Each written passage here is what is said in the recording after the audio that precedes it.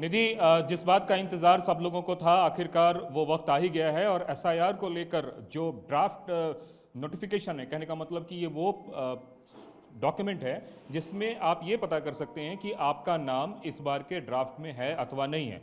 अब इसको समझने की कोशिश करते हैं। आइए मैं आपको वोटर आईडी का जो सिस्टम है उससे ही हम समझते हैं। सबसे पहले आप लॉगिन में जाएंगे और लॉगिन करने के बाद आप यहाँ पे जो पूरा का पूरा एसआईआर का वेबसाइट है उसको आप लॉग करेंगे। लॉग करने के बाद जब आप लॉगिन में जाएंगे तो आपके पास ये voters.eci.gov./download ई-रोल और स्टेट कोड और S04 करके आएगा। अब जैसे मान लीजिए मैं इस वक्त किशनगंज में हूँ तो मैंने यहाँ पे बिहार सेलेक्ट किया। डिस्ट्रिक्ट में मैं यहाँ पे किशनगंज सेलेक्ट करूँगा और किशनगंज सेलेक्ट करने के बाद जैसे कि मैं आपको दिखाना चाह रहा हूँ कि यहाँ पे मैं किशनगंज सेलेक्ट करूँगा और किशनगंज के अगर मुझे किसी एरिया के बारे में जानना है, जैसे कि मुझे किशनगंज में 4 असेंबली कॉन्स्टिट्यूंसी की बात करूँ तो अलग अलग असेंबली कॉन्स्टिट्यूंसी है, उसमें मुझे कोचा धामन का एक देखना है डेटा क्या है, तो ये मैंने कोचा धामन का डेटा सेलेक्ट कर लिया। और इसके साथ ही सेलेक्ट रोल, निधि एक बार फिर से आप देखिएगा, इसमें है एसआईआर ड्राफ्ट 2025, इसको आप सेलेक्ट करते हैं और फिर यहाँ पे अलग अलग जगहों का, चूंकि कोचा धामन करके एक विधानसभा कॉन्स्टिट्यूंसी है, वहाँ पे अलग अलग स्कूल्स हैं और उसमें जब आप जाएंगे तब आपको एक तरीके से यहाँ पे वेब पोर्टल पे खुलेगा।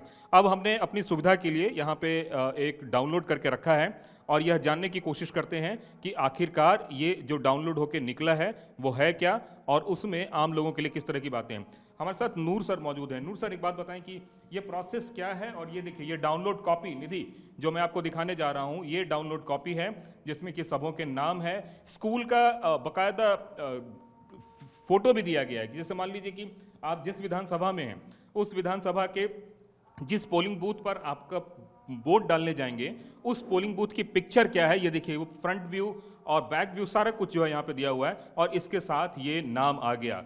अब एक बात बताइए नूर भाई कि ये किस तरीके से सारा प्रोसेस है और इसमें अभी तक क्या आपको कोई खामी नजर आई है?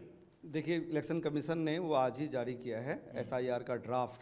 तो उसके लिए जो प्रोसेस है, जैसे कि आपने बताया, इसको मैं एक बार फिर स्क्रीन में दिखाना चाहूँगा।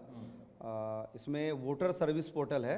अगर आप वोटर सर्विस पोर्टल में जाते हैं, इलेक्शन कमीशन के वोटर सर्विस पोर्टल में, तो आपको सबसे पहले स्टेट का ऑप्शन आ रहा है। तो स्टेट में आप बिहार डाल दें और आप जैसे आपका डिस्ट्रिक्ट अगर किशनगंज है तो आप किशनगंज डालेंगे। किशनगंज डिस्ट्रिक्ट में 4 विधानसभा है तो आपको अपना विधानसभा डालना होगा। मान लो आप किशनगंज के हैं तो आपको किशनगंज डालना है 54 किशनगंज।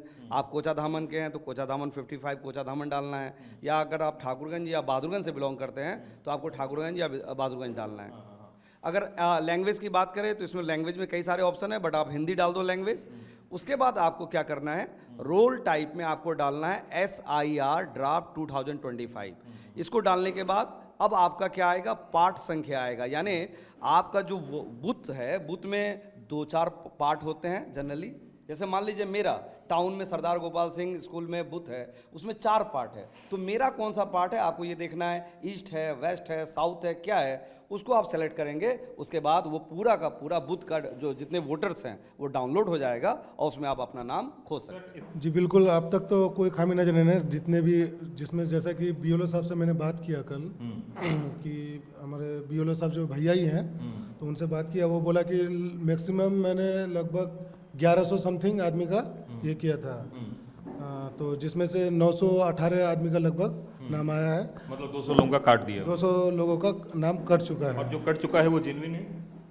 जेन्युइन तो नहीं है। मैंने BLO से बात जो किया तो उसने कहा कि उसको दोबारा फिर निरीक्षण किया जाएगा। मतलब आपत्ति और अनापत्ति का काम अब शुरू हो गया? जी अब शुरू हो जाएगा। आप लोगों जो देख रहे हैं एसआईआर को लेकर जितना बवाल और जिस तरह की बातें हो रही थी, ये जो पहला ड्राफ्ट आया है इसमें मैक्सिमम नाम कवर हो गए हैं? मैक्सिमम नाम तो कवर हो गए हैं। जो 2-4 छूटे हुए थे तो मैंने अपने BLO से बात किया, बोला कि नाम छूटा नहीं है, जितने भी मैंने प्रमाणित करके दिया है। तो हो सकता है कि वो दूसरे बूथ में चला गया हो, उनको वो BLO कहता है वो मेरी प्रक्रिया है, मैं उसको उठा के फिर अपने इसमें वार्ड में कर दूंगा। उसके लिए कोई हम लोग को अभी तक तो परेशानी नज़र नहीं आ रही है। मैंने सर्च किया तो मेरे पूरे परिवार का नाम है, मेरे परिवार से 2 आदमी का नाम नहीं आया। तो मैंने BLO को फ़ोन किया तो BLO साहब ने बोला कि हमको भी सूचना है। होता क्या है कि जो पोर्टल बनता है ना, तो लिस्ट जो बड़ा हो जाता है तो वो कट के दूसरे बूथ में चला गया है, वो उसको मैं अपने बूथ में ले लूँगा।